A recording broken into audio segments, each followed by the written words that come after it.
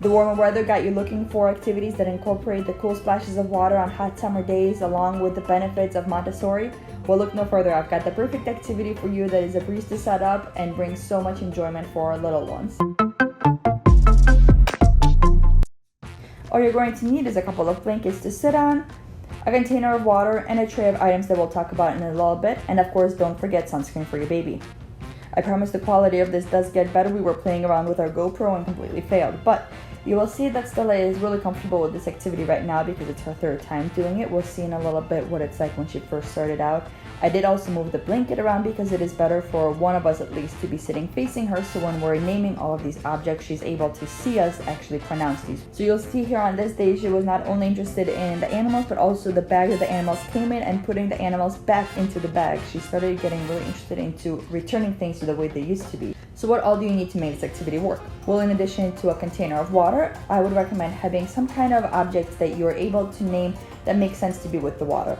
So either it's aquatic animals, it could be aquatic plants, it could be transportation that goes in the water, so ships, boats, submarines, items that would really encourage you to not only name things, but also maybe tell stories or have kind of role play with your child, language opportunities that you may not have in your everyday life.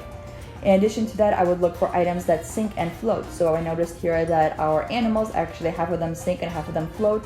So I brought out some balls that we had that float. Just remember to always follow your child. If they're more fascinated with seeing how their actions cause a reaction in the water, let them do it. What a wonderful scientific exploration that they're having right then and there, right in front of your eyes. It's not often that they see that when they move their hand through the air, it's causing waves. But when they move their hand through the water, that's exactly what they can see. What a wonderful chance for them to explore that concept. You may also notice your child trying to move the water around. So here Stella is trying to do so by splashing her hand in the water and then onto the towel. She was also really interested in learning how to pour, so I would recommend bringing out different other containers that your child can explore moving water from one area to another with. You may also find that your child suddenly becomes fixated on one of the items that you brought out for them. So here Stella has suddenly become very interested in the tentacles of this lobster. And in this moment, it is important to know your child.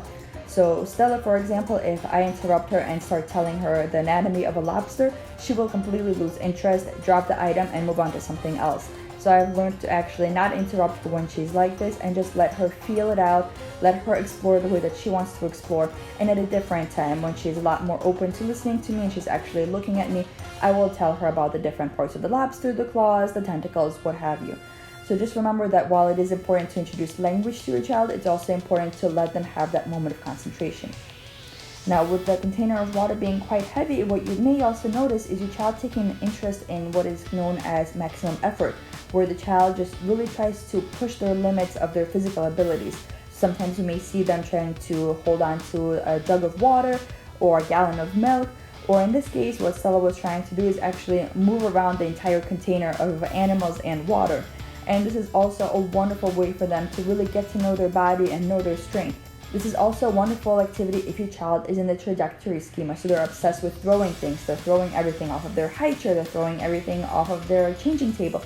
You'll see here Stella is trying to throw the poor squid and the poor shark from one container to another, and this is a great way for her to get that energy out. She's really loving seeing how things move through the air. And when they're wet, they're not only moving through the air, they're also carrying water droplets with them. So what a fascinating exploration for her.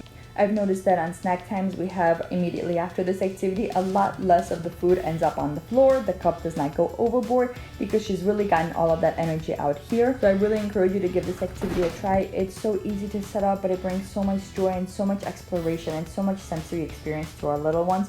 It's a wonderful chance for you to also just get some fresh air. Sit back, observe your child, and enjoy. And as always, until next time, I hope you stay safe.